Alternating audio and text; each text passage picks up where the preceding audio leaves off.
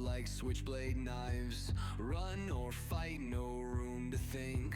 Blood on pavement paints the ink. We're the wolves, howl on the prowl. Siren songs won't make us bow. Steel and flames beneath the moon. Chaos rises. Interesting setup of tools, but we're going to show you what ones work, what do not work. This one does not work on plastic. We are doing plastic here. This is a no-go. Sorry, we will use this on the repair, but we are not using it right now to strip this ugly primer that someone has put on. Look at these big old sags. They didn't even prep the bumper underneath. It's shiny, so we're gonna strip all that crap off of there really fast and effective. Oh, look who's out here. The Hitachi, the polisher.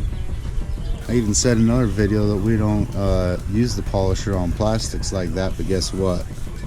We are going to do it today. We're going to do something that we shouldn't be doing. We're going to use that rotational device to strip this primer. Blackjack builds is what we're doing here. We've got this bumper.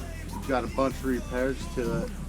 If you ever come across this bumper and in the shop or anywhere else, just throw it in the garbage because there's so much damage. I'll show you later why I say that, but I'm fixing this bumper and showing you all the stripping methods and how to use plastic repair materials and what grits to use and what mechanic tools to use. I'm going to walk you through all the process and every single repair on this, and there's a bunch of them.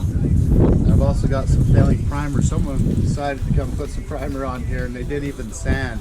They didn't even mechanical scuff this original bumper paint underneath, and so there's a gloss level here. I took a blower. You get your blower right here, you get underneath the paint, and you want to get as much back that as you can, and then yeah, so bringing back the old polisher, you want to be careful on this. You really don't want to try this at home, or if you do, you feel like your skill levels, you know, up to par, you think you can do it. We're only going to use this on flat areas. We're not going to be getting in the grooves, and I'll show you why. I want to show you guys what to do, what not to do, especially on your plastic bumpers. Most of the time, you really get taught, you really want just your DA to strip plastic and fiberglass, and, you know, when it's not a metal substrate, because it can gouge into your plastic substrate. We use this to repair. Listen to the sound of this. And it goes super fast. You're moving that through there and you're just automatically just digging and grinding. No matter, you can try to keep it as flat as you can, but that edge, it spins so fast that it almost just automatically eats into it, almost grabs traction into it and sucks itself right into your bumper, and you will damage it. You got to hear this one. This one we're not going to be using on the plastic, but this one I do love using a lot, and I'll show you another episode. Listen to this one.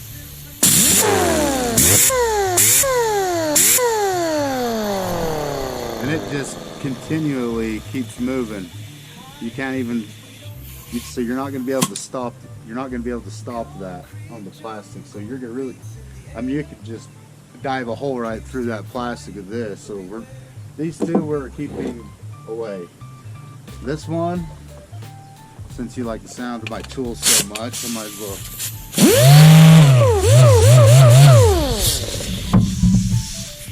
We call this the mud hog. Lots of purposes use on this.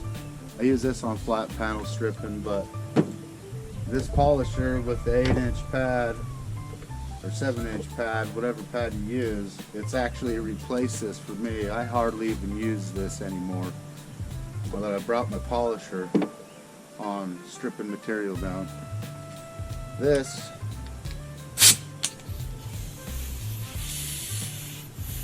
cheaper brand. This little swivel thing's nice, but when you're sanding, you got to be careful because you can scratch can scratch whatever you want on very easily with this. So it's actually funny, when the hose is here, connected in here, it doesn't have a swivel, it actually stays away from your panel more. It's actually safer. But if you can keep track of where your air hose is, I love using this. I haven't scratched anything yet with it. Look at this pad. See this little soft pad on here? We like to use these on plastics for the contour of them and getting into little grooves. I'll show you that. Well, I'm not even going to get the big pad on my polisher here. I'm bringing out the Hitachi again. I've got a stripping video. I'm stripping a hood with this. It's got a lot of views. It's got over 100,000 now. And this is the key. That's why I wanted to bring this back, even on this bumper. I normally wouldn't use this on plastic, but I think my skill level is high enough. I think I can show you I can stay in some flat areas on this without ruining it. I guess you'd have to just stay tuned to see if I mess this bumper up even worse than it is, if that's even possible. I doubt it is, but one thing you want to know before you start work on any plastics throughout the whole plastic process, this, you get oil in your hands. You get oil in your hands and it rubs off in the plastic. It absorbs into the plastic. You can get little fisheye, little finger marks. Anyway, and then you kind of use that practice on anything you do, especially when you get into the paint processes of it. But always wear gloves so your grease doesn't absorb into your plastic. And yep, I'm going to show you the different grits we're using. We're actually going to be using 220 because most of the time we'll put 80 grit on this if it's a steel substrate, or even any metal substrate. I would be safe putting 80 on this, but we're not going to put 80 on that to strip with, because 80 in plastics, I mean, unless you're going to skim coat the whole bumper, which we don't really want to do that. But 80 grit is used for, like, I'll show you over here on these patches I've done. We're going to be using 80 grit where we're going to be applying our filler, and we'll be using some plastic adhesion promoter too when we get to that. And those videos are going to be next. I wanted to just come and show you guys some stripping methods on bumpers. And you know, normally I just use this on bumpers to strip, like 120. We're doing an experiment. We're going to go 220 on this, and then we're going to put it back on our DA with 220 with an orbital scratch instead of the rotary scratch. And then we're going to clean it up with some 400 grit, and then we're going to start repairing everything on it. And those videos are going to be awesome to watch. Got a little hack right here. Your little paint respirators that you can't use in the paint shop anymore. If you take the outer filters off, you can use them really good for a dust respirator. I really love using that for dust respirator. Kind of cycles out my paint masks. But anyways, and then I also got another one. And this you'll have to just stay tuned when I'm getting ready to prime. I'll show you what this trick's for, even before I get it masked up, ready to paint. You're gonna love this. You're gonna love it.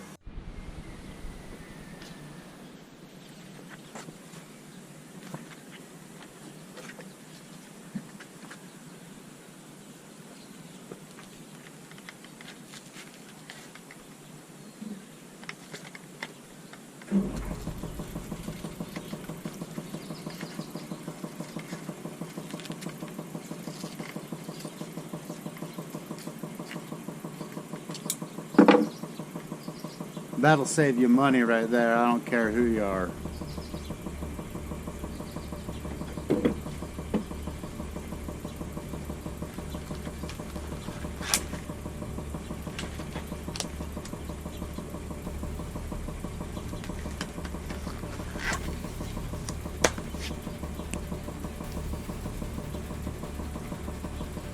Got to make sure you got one of these on.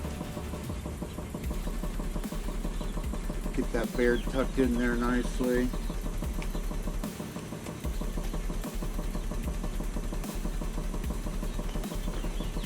Let's do this dang thing, huh?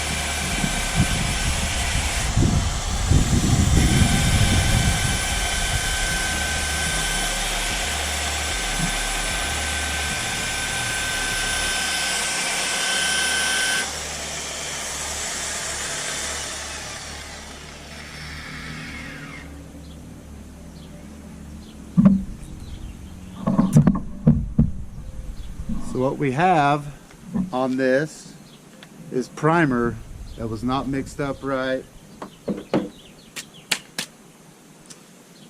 I'll teach you about a adhesive failure and a co-adhesive failure. An adhesive failure is your mechanical scratch.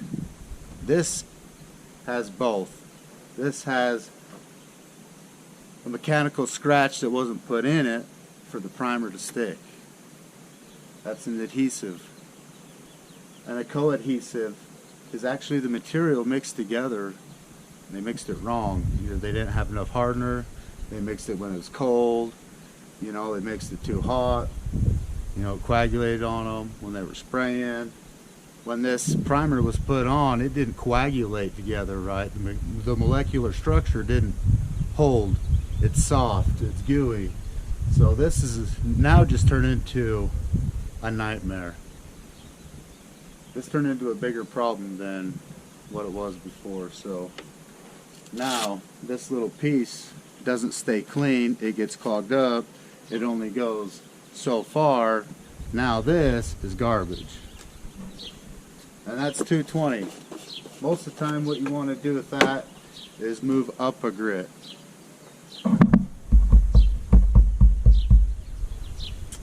The only problem is I don't have grit that's more aggressive than 220 right now. So I've got to get creative.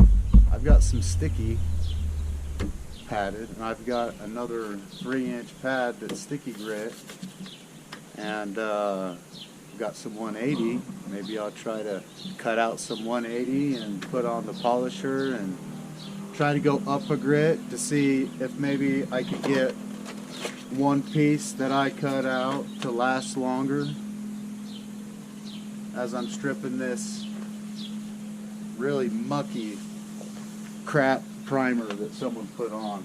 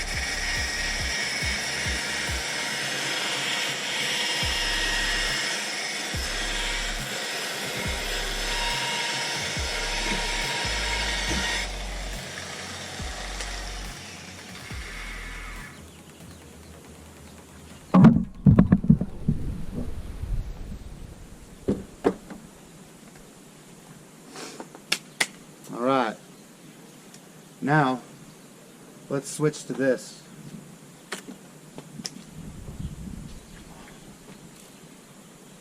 Put our 220 on. Actually, you want to know what?